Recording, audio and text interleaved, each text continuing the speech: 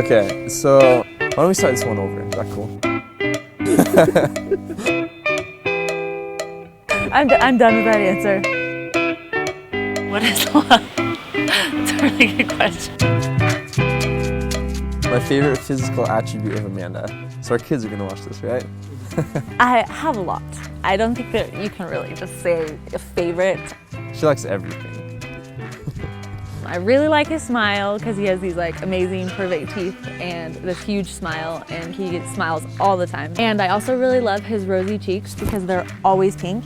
And he also has this mole right here and like a scar right here, and then this little pink thing right here, this little pink dot. Honestly, like her eyes. I love her eyes.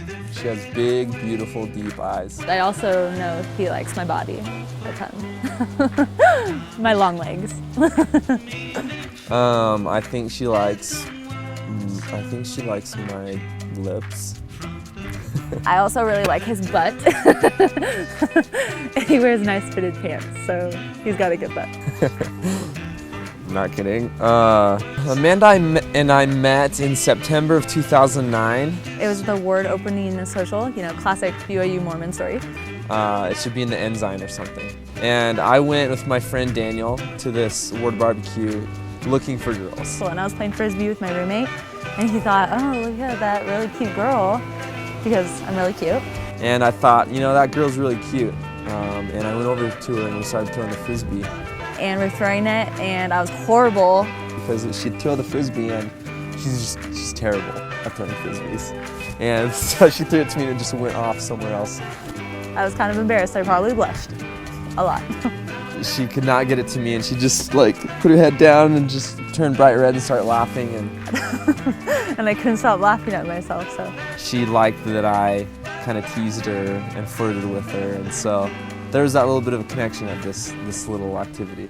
Okay, favorite thing I like to do together. Well, I really, really like kissing him, of course, but I also really, really like talking with him. Kiss. Talk. It's really nice to just hang out with him because we can just, you know, we can have a serious conversation, and he's really great at that, but then in a second we can be giggling and playing with each other.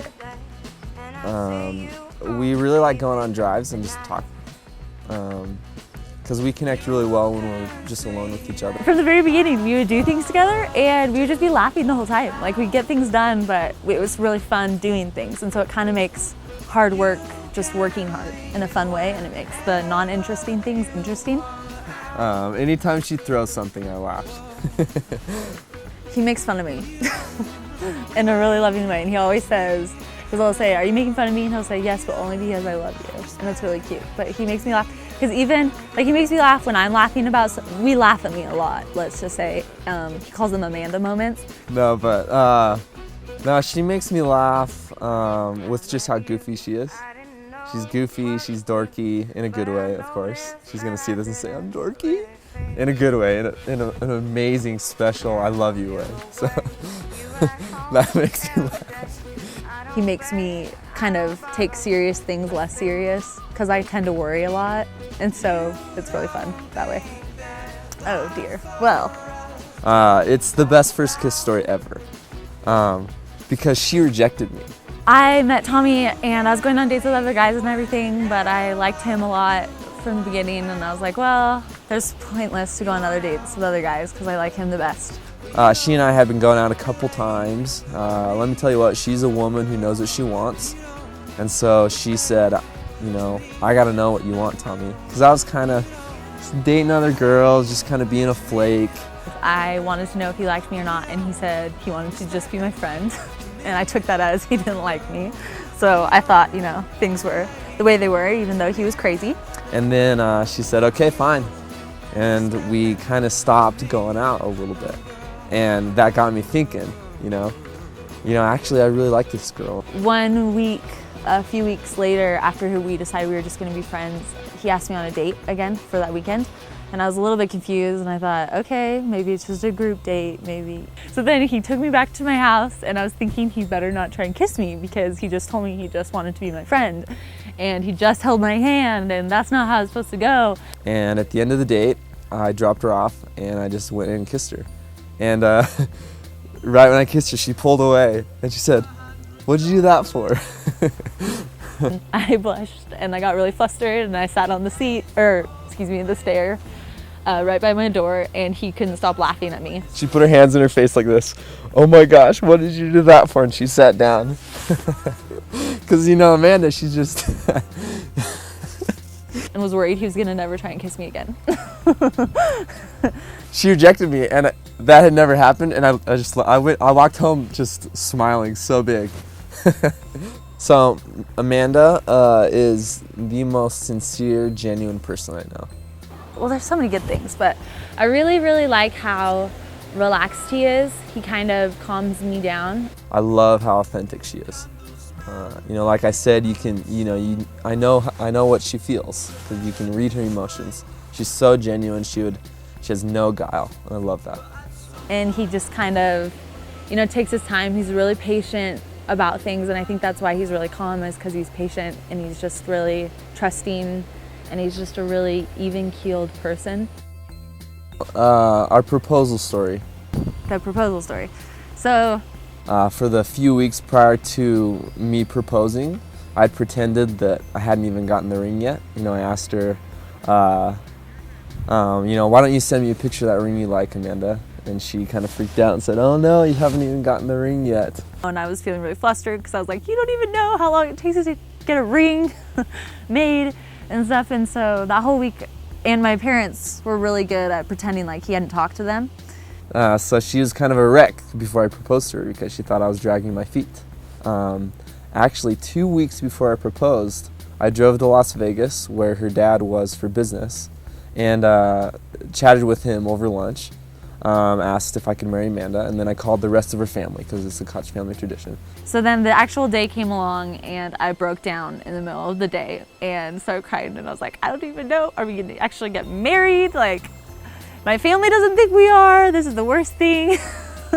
It's pretty bad. And so that whole week I was like, you know what, let's go on a nice date this weekend. Let's have a Portuguese night, because she wanted to know about my mission. And I was gonna, make her some Portuguese food, share some mission stories, maybe do some little traditions for my mission. Friday came along and he said, tonight we're gonna just think about tonight. Think about how fun it's gonna be. We're gonna read my mission journal and stuff. And I was like, okay, fine. So then he left and I did some things. He left in the middle of the day and I was like, you have to cook now. It's like 5 hours in advance. I didn't really get it. I went and picked her up and she still thought it was Portuguese night. And I said, okay, Amanda,